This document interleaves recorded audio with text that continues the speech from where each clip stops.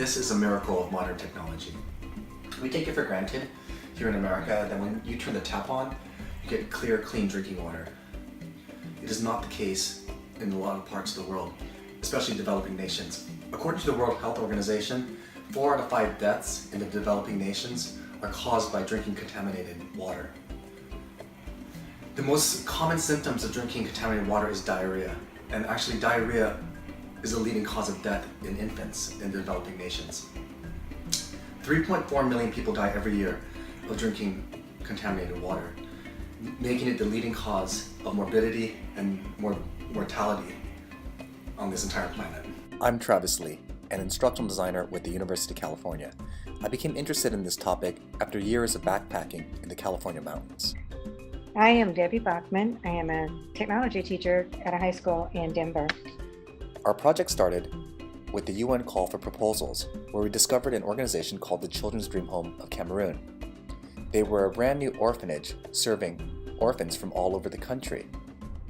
One of their first projects was digging a well. With this in mind, we decided to build a training for American volunteers who would work at the orphanage for up to 1 year. We would train them on the risks of waterborne illness as well as filtration options. We decided to use the ADDIE development model. Starting with the analysis phase, let's take a look at our first learning profile. The first learning profile we'll take a look at is Juanita Gonzalez, a recent college graduate from UCLA. Her training needs are very basic. She does not have any knowledge of waterborne illness or the filtration options available to her in Cameroon. Next, let's take a look at Debbie's learning profile of a man named Peter. Peter was a recent graduate from a college in Idaho, a Christian person wanting to go on a mission in a foreign country to help others. Peter had never been or had never lived in another country, a third world country, so he needs our training to become familiar with the waterborne diseases and how to prevent them and how to be safe living in one of these countries. We were better able to write our learning objectives by creating these 2 learning profiles. Now let's move from the analysis phase to the design phase, where Debbie will discuss our design documentation. Our design document was our guide or our roadmap toward finding a solution for our problem in our training.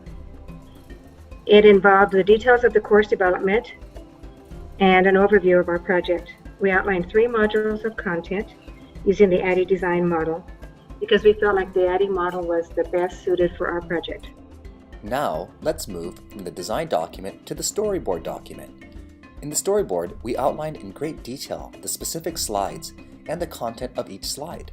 This document was intended to be used by designers and developers to help them in the development phase of the project. We focused on Module 3, where the learner was taught how to build a homemade charcoal filter in case of well contamination or any other emergency purpose. In Module 3, we gave step-by-step instructions on how to build this filter.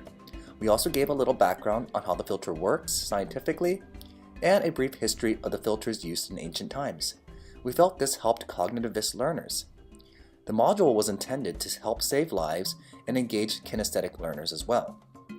We outlined some of our quiz questions here. This moves us on to our next topic, which is the evaluation plan.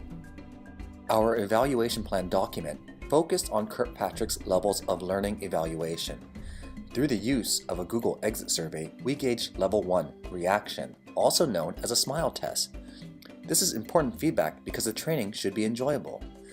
Next, we use a mix of multiple choice questions and short answer questions to test level 2, learning. The last step in our evaluation was testing level 3, behavioral changes. We hope to gauge this by interviewing learners 6 months after they took our training while they were in Cameroon. Our evaluation plan was robust and could be costly, but we hope this plan would ensure the safety of all the volunteers at the orphanage.